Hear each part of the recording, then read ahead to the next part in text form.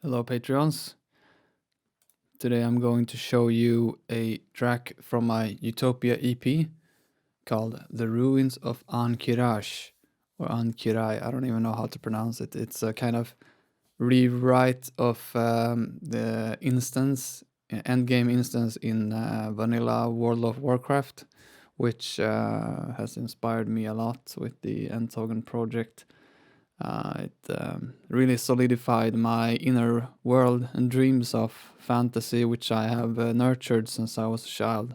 And then when I was a teenager and started to play World of Warcraft, I really was able to live out my dreams of being in this kind of world. And I played it a lot for a few years, and it was an amazing experience going through that world with friends and many new friends that I found within that universe, and it was really one happier years from my childhood, being able to connect with people all over the world and playing together and raiding in teams of 40, hanging out with 40 people at the same time online, everyone being on Ventrilo, which was like a voice server, so 40 people talking and just expressing and building tactics and spending so much time together. It was a really great experience. So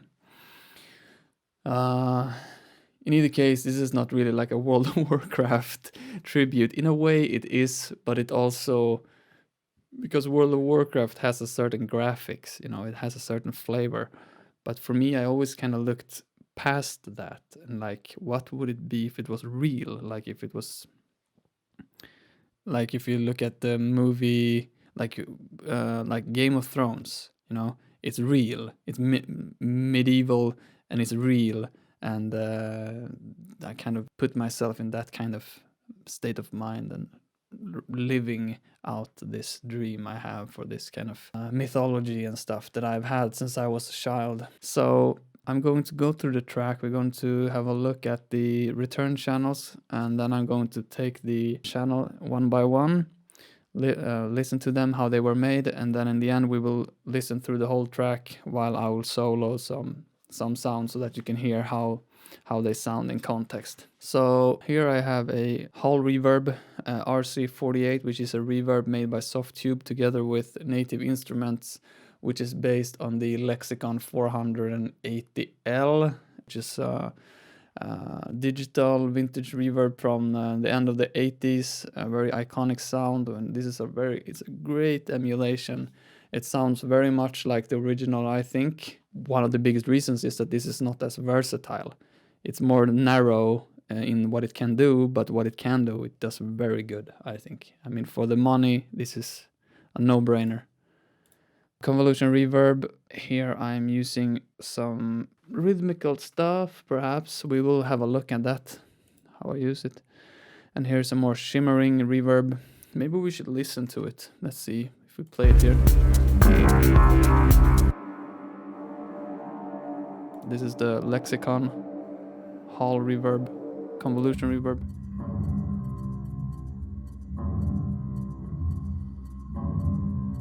It's the bass line.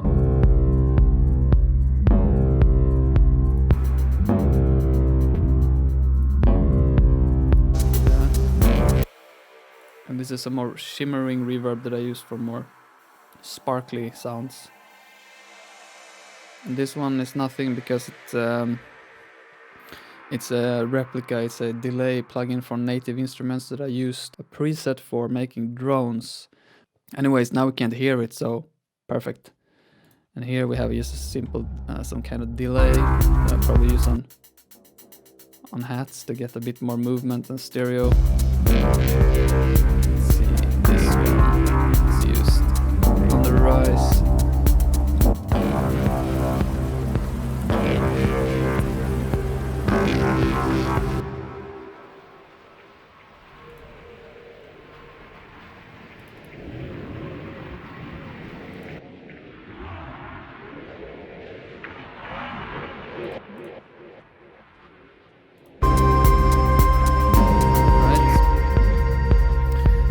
So let's listen to the kick drum.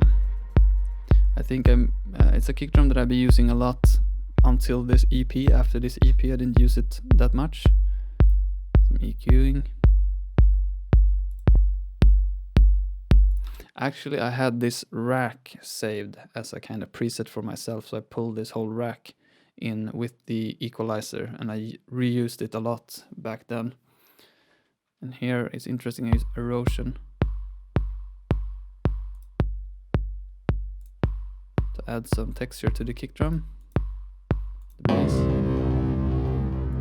And this whole EP is a kind of it's a mixture of the Ntogn vibe or sound, which is based a lot or only on field recordings, basically, historically. So I used field recordings, and I used my voice a lot, and some acoustic instruments, and and it's a kind of sound design project, meanwhile being music also. And here, just before I made this track in 2019, which is 2 years ago now, I just started working with modular, and I got into synthesis, because prior to this I have been making music for many years, but I never really were interested in synthesis. So I just started when I made this EP, and I made these stabs. So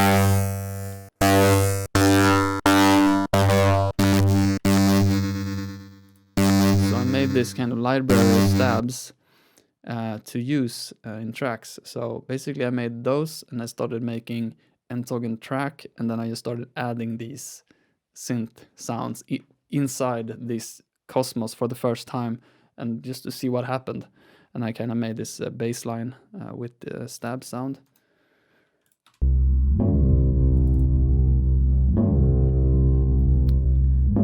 Okay, I've frozen it, but you heard what they sounded like. Or I can unfreeze it.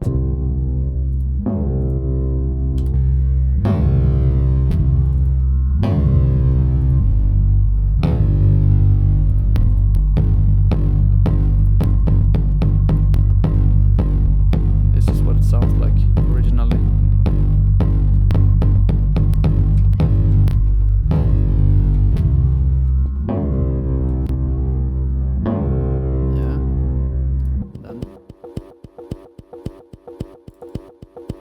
And this is actually made from a recording of a printing press machine. It's made from this machine.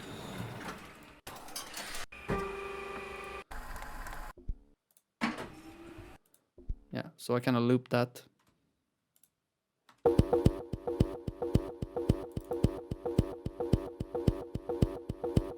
Side chaining, compression, took out some lows.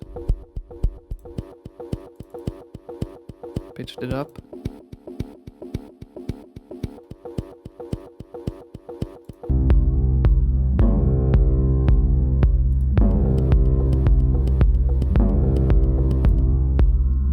I don't seem to be using it in the track though.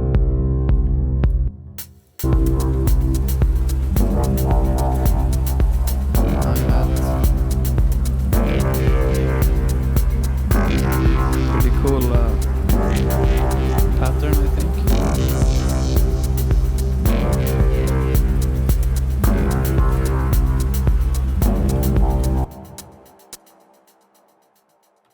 .909 sample.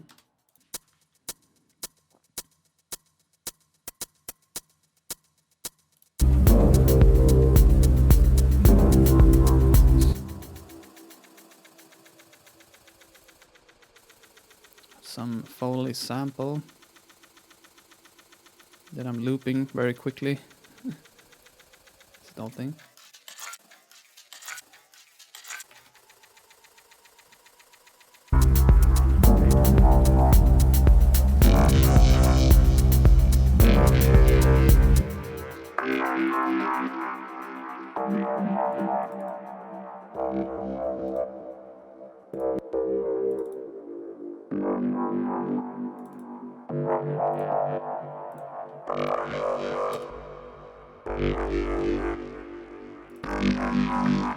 Let's go some. I think this is already processed. Oh no, here also.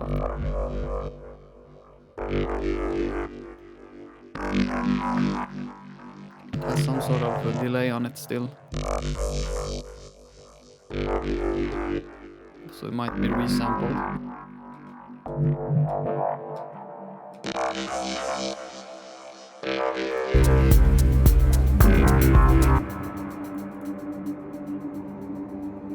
It's an Atmo that I made using Eduardo Tarilonte's Dark Era synth.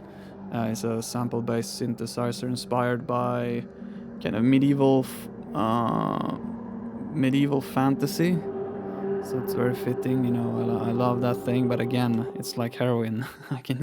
I can use it on anything, and it just sounds so good. So I try not to use it. I haven't used it since this EP, I think. But I mean, now when I talk about it, I just feel that I should give myself a break and use these things that I enjoy, because they really bring a lot of cool emotion to the track.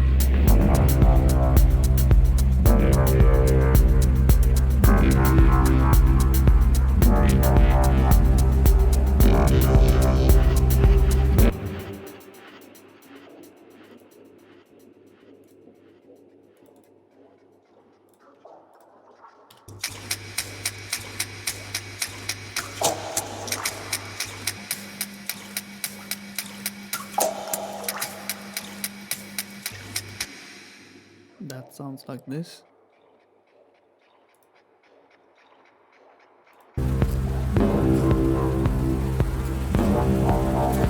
Working subtly in the background. You can hear it at some.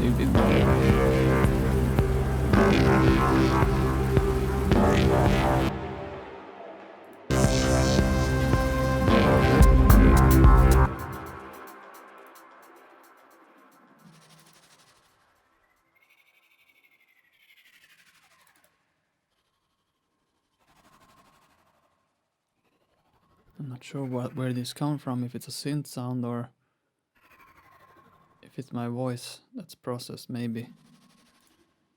Let's hear. Yeah, it's my voice. This is also my voice, so it's me reading.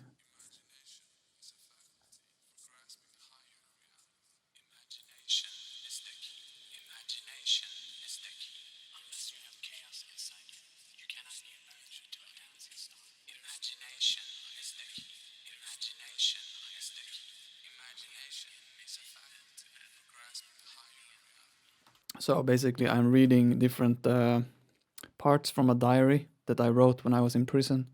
And I was in prison for drugs for 3 years, during which I read a lot of books about the nature of the mind and different occult ideas of the universe. Here I'm reading some excerpts from my notes, kind of whispering in the background.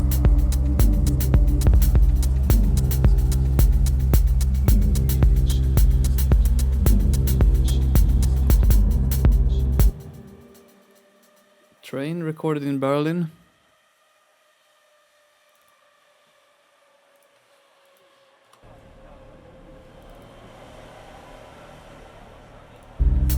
And the idea of the EP, the name is Utopia. So the idea is that this is a kind of futuristic society. So it's a kind of Amazonian world that I'm trying to paint in a way, with a lot of jungle, and there are these kind of pyramids where they have their temples, and they are eating mushrooms as a sacrament in that society, and they have a lot of technology. So since the world of Ntogn is a lot based on like dragons and fire and mythical fantasy, now I introduced synthesizers for the first time into this world.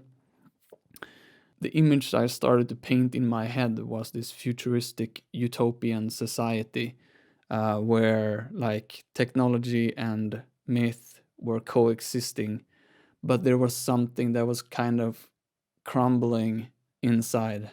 Like there was some element within that world that was starting to deteriorate, and that it wasn't eternal. That's the idea. and then the various tracks kind of tackles it from different directions. And this is the ruins of some temple. And then there's this train, is kind of like a technological aspect of it. Like there's a temple and then there's a train driving through it, you know, because there's like this temple in the ruin with maybe there's like moss on it, and then there's maybe this skyway train just floating through on this big futuristic bridge, and the ghosts and spirits are still whispering around this old temple. That's the kind of idea I want to paint here. And then I use here recording of bees, because the Ahn'Kiraj temple from World of Warcraft is infested by kind of insectoid monsters or beasts. So that's a kind of part of it also, that there's some kind of history here with insectoid demigods that are dead. So there are some insects here. We will hear them. So.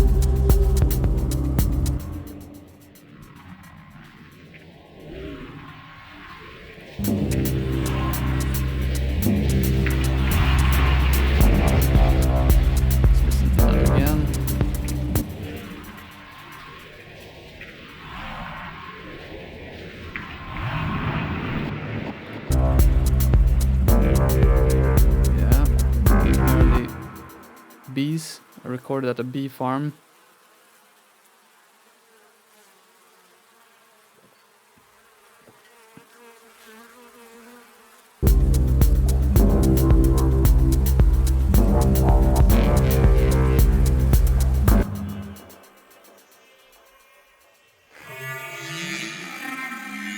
Whoa, that's a fucking cool sound. What is that?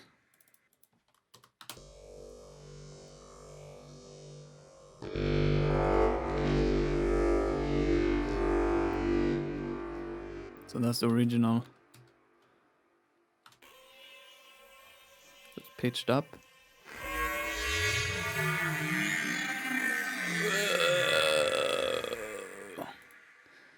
That sounds fucking cool.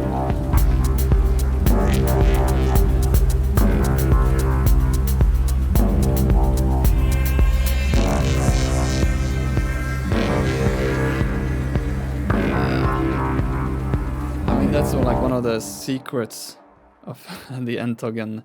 The whole approach is to repitch stuff. I mean, because I find that it's a very non-linear endeavor. Like when you pitch something a lot, weird stuff start to happen. It's not like you're turning up the speed on a vinyl.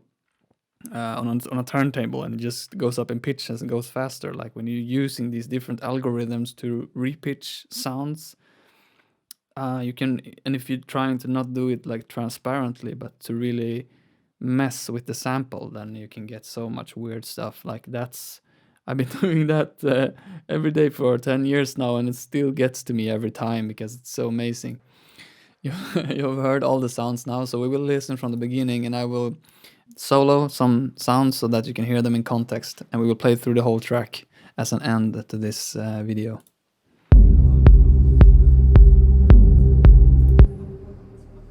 It's from the train in Berlin.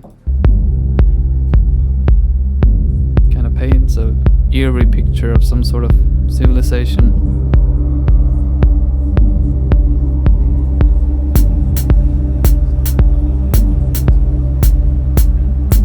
Hi-hat.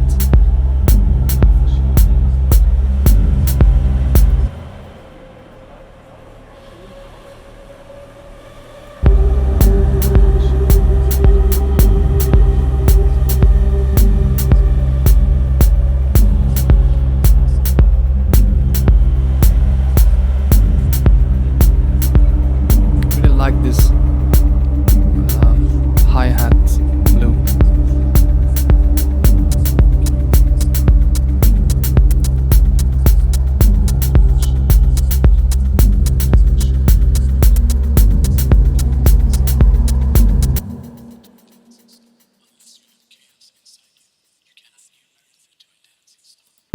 Unless you have chaos inside you, you can't give birth to a dancing star. That's Nietzsche. I love that quote.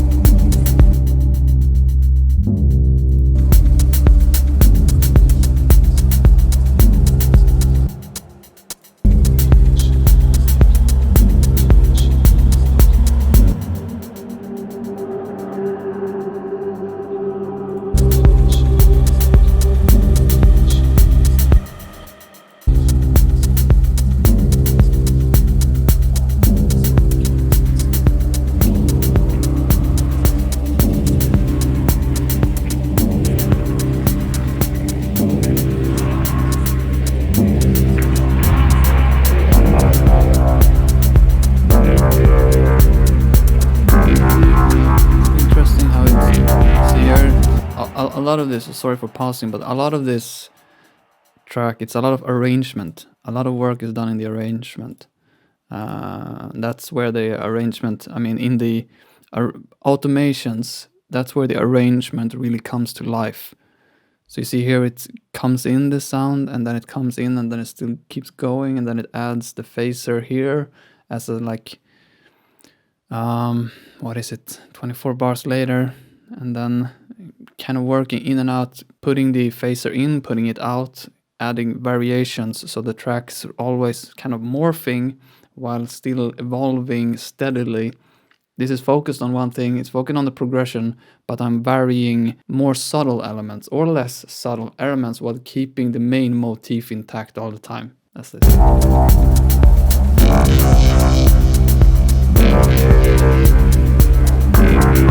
And it takes a lot of energy to do these kind of arrangements. I don't do them a lot because I dread it. It takes so much work, but it's worth it in the end. But it's a lot of work.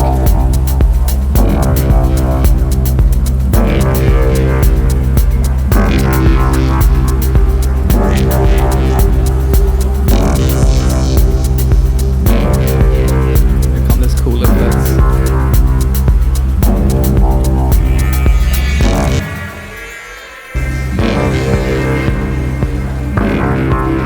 Love that panning. Perfect. Yes.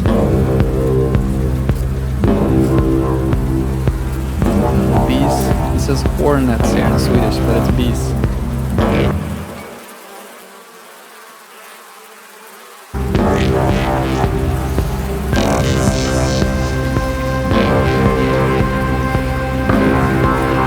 Turn up the volume, bro.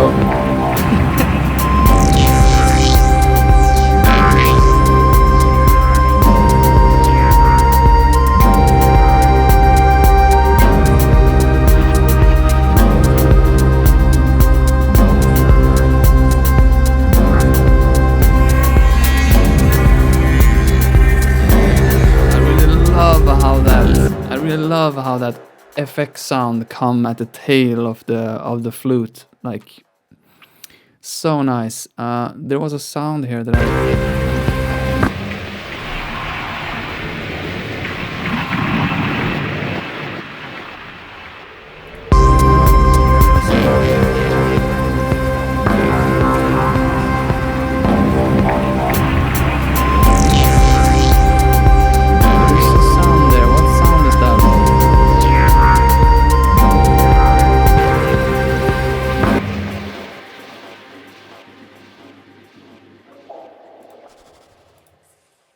I wonder what sound that is. Oh, it's here.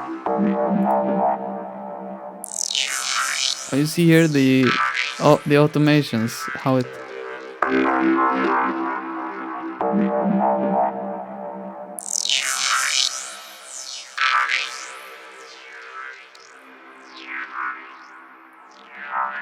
That's magic, and if you listen to that now in context.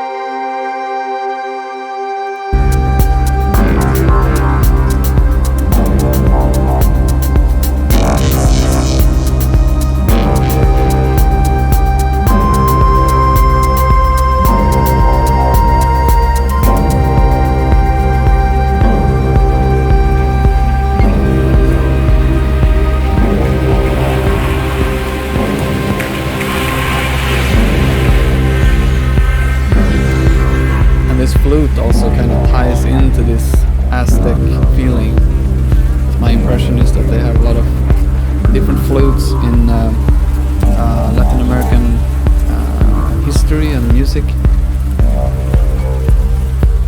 So yeah, it's a really no-brainer to have it here in the track. I think it's a cherry on top.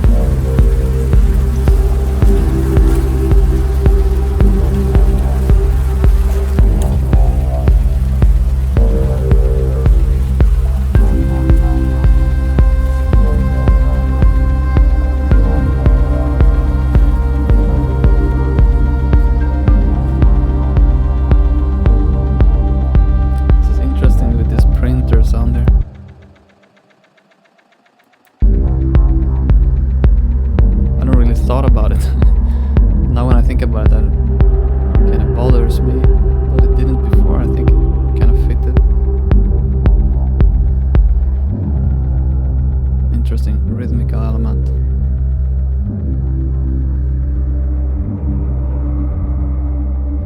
And kind of the feeling I get, the impression of this, as the track name is The Ruins of Ahn'Kiraj. So it's the ruins of this temple, which were infected by these insectoid demigod creatures, which is a ruin now. So there's like this non-dramatic picture where this old ruin, which used to be a very powerful place, now it's just a ruin.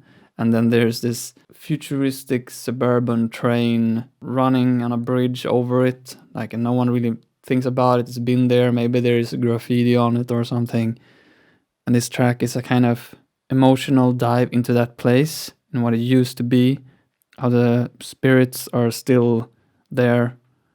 Like if you're looking at an old ruin, and I don't know if you can relate to it, but it happens to me a lot. When I look at an old ruin, I disappear sometimes.